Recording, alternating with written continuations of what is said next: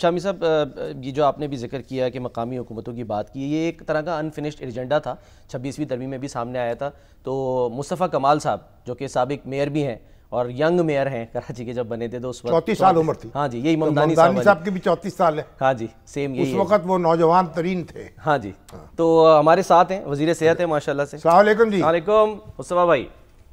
जी वालेकुम सर, कैसे हैं? खैरियत से? ठीक है शाम साहब, आप खैरियत से? ठीक है, शुक्र अल्लाह का। मुसविदा शेयर हुआ। बताइए कि आज तो आपकी मुलाकात हुई वजीर आजम से, तो ये जो ये तरमीम है 26वीं, इसका कोई आगे 27वीं कहा, 27वीं तरमीम हुआ। हाँ, तो इसकी कोई यानी कोई मुसविदा आपको पेश कर दिया गया?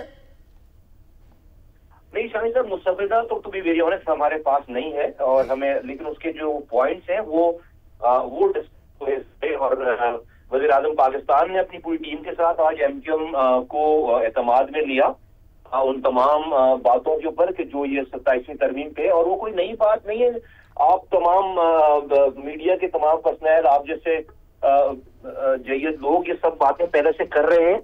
जो उसके अंदर एक बात है जो हमारे लिए बहुत खुश आइन है और जिसमें हमारी बात हुई, जो कि वज़ीर आज़म साहब ने खुद इस वाली बात को ऑनर किया कि 26वीं तरमीम जब पेश हो रही थी तो MQM ने उस वक्त एक आईनी तरमीम का बिल पेश किया था और हुकूमत को कहा था कि देखिए हम आपके साथ जो मुआहदा करके आए थे हुकूमत के अंदर, वो 1 पॉइंट एजेंडे पे आए थे।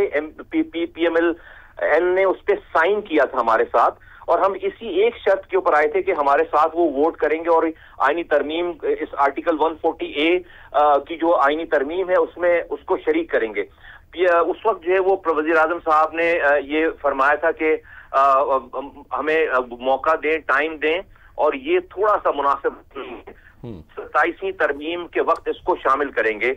उन्होंने अपनी इस बात को दोहराया और फरमाया कि मैं अपनी इस वाली बात को याद करते हुए इसको ऑनर करता हूँ और हम इसको शामिल कर रहे हैं इसमें और उन्होंने और तमाम जो कोalition पार्टनर्स हैं उनसे भी बात की है और करेंगे, और उन्होंने कहा जी हम फुल फ्लेजेड जो है वो इस हवाले से। पंजाब असम्बली में मुस्तफा साहब, पंजाब असम्बली में तो तीनों बड़ी सियासी जमातें हैं और उन्होंने इत्तफाक राय से करारदाद मंजूर की है कि बल्दियाती अदारों को या मुकामी हुकूमतों को आईनी तहफ़्फ़ुज़ दिया जाए।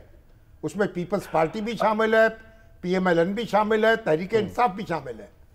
तो इसका मतलब ये जी तो आपका जो मुसव्वदा है उसके मुताबिक तरमीम होगी या सिर्फ एक असूली आपका मौक़िफ़ तस्लीम कर लिया गया है और जुज़ियात जो हैं अभी तय होनी है?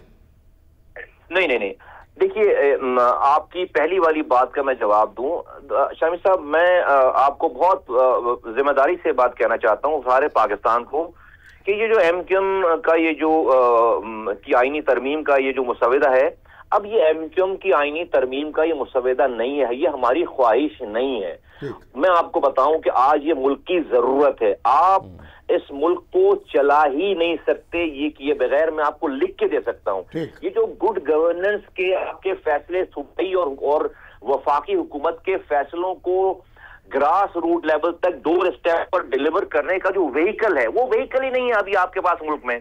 आज आप पोलियो जैसी बीमारी खत्म नहीं कर सके क्योंकि कोई बाहर से जाके दरवाजा खटखटाता है। ये दरवाजा कोई जो है वो उस गली का काउंसलर खटखटा के दरवाजा खटखटा कर अगर पोलियो के कतरे पिलाता तो आज मुल्क से पोलियो खत्म हो चुका है। मैं आपको छोटी मिसाल पेश कर रहा हूं। मैं आपसे बहुत जिम्मेदारी के साथ कहता हूं कि MQM का ये मुसविदा ये नुस्खा है पाकिस्तान को बचाने और चलाने का, ये हमारी ख्वाहिश नहीं है।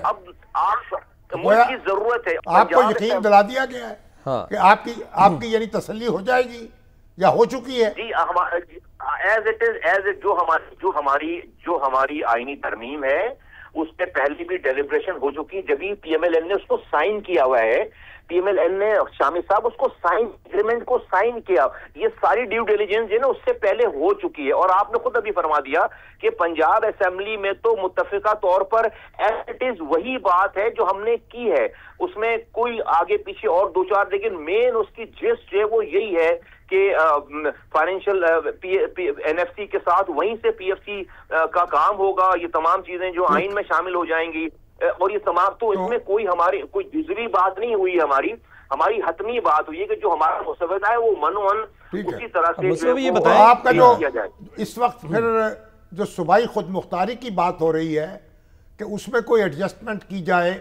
और जो वफाक है उसके वसाइल में इजाफा किया जाए, उस पर कोई एतराज नहीं है आपको?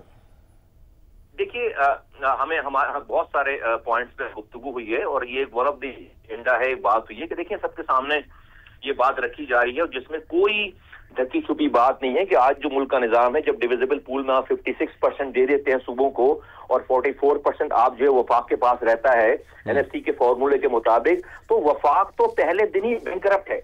वफाक के पास तो अपने निजाम को चलाने के लिए पहले दिन ही कर्ज लेकर ही अपने निजाम को चलाना पड़ता है। वफाक फौज को पैसे देता है, वफाक जो है वो कर्जे वापस करता है, वफाक कर्जों के ऊपर इंटरेस्ट वापस करता है, वफाक पीआईए को पैसे देता है, रेलवे को देता है, तो वफाक तो पहले दिन बैंकरप्ट है। तो ये बात अब तमाम मुल्क के पार्टीज के सामने रखी गई है कि भाई ये मुल्क जो है वो सारे सबका है ना, आज कोई हुकूमत में है, कल कोई और होगा, तो अगर वफाक को चलाना है, उसको मुस्तहकम करना है, तो इसका कोई फाइनेंशियल निजाम बनाना पड़ेगा, ऐसी चीज हो जाए कि जिसमें, तो इसके अंदर कई तजावीज हैं जिसके ऊपर अभी गुफ्तगू हो रही है। तमाम तजावीज मुझसे ये फरमाइएगा कि तमाम तजावीज जो बिलावल भुट्टो साहब ने शेयर की थी, जो जाहिर है जो जरिया बनी, क्या वो सारी की सारी जो है वो अब आपके सामने हैं और उस पर MQM को किसी चीज पर एतराज है या नहीं है, या फैसला अभी होना है, अभी नहीं हुआ?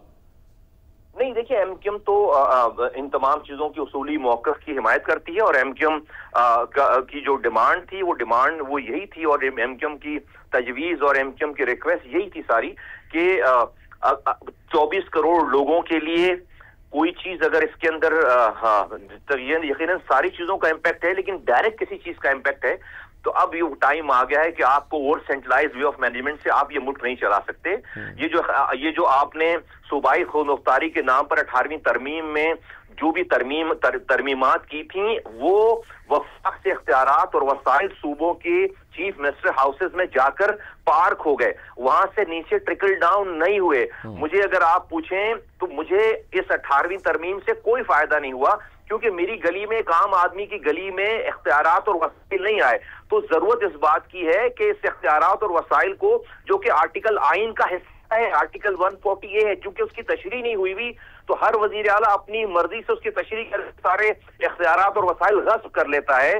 इसलिए इस तशरीह की जरूरत है जो तशरीह MQM ने अपने इस सवेदे में पेश की और जिसकी पंजाब की असेंबली ने की। जो फौज का जो लीडरशिप का ढांचा है, उसमें भी कोई एडजस्टमेंट ज़ेरे गौर है? जी बिल्कुल, जो है वो ये बात है कि यानी चीफ ऑफ डिफेंस फोर्सेस बनाया जाए कोई?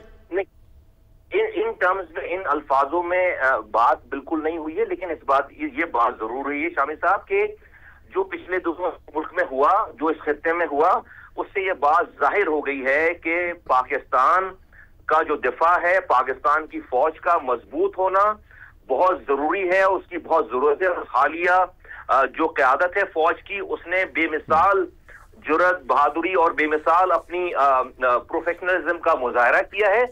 इनमें, इसके अंदर अगर कोई छोटी मोटी कोई ऐसी चीजें हैं जिससे कोई एम्बिग्विटी है, तो उन एम्बिग्विटीज को खत्म होना चाहिए। यानी मुझे वही समझ आ रहा है कि अगर जो मकामी हुकूमतों को आईनी तहफ़्फ़ुज़ देने वाली बात है, जो आपकी तजवीज़ MQM पाकिस्तान की, अगर वो मान ली जाती है और जो आपने कह रहे हैं कि यकीन दहानी कराई है, तो फिर जो दीगर तजावीज़ या जो दीगर मामलात हैं, उस पर MQM पाकिस्तान को कोई एतराज़ नहीं है। ये हाँ या ना में बता दें क्विकली। और सर ये भी रिक्वेस्ट है कि क्या कोई टाइम फ्रेम दिया है प्राइम मिनिस्टर ने, कुछ बात हुई कि कब तक यानी कि इसको करना? आई थिंक ये जल्दी हो जाएगा, कंसल्टेशन हो रही है, मेरे ख्याल इसमें कुछ ज्यादा टाइम नहीं लगेगा।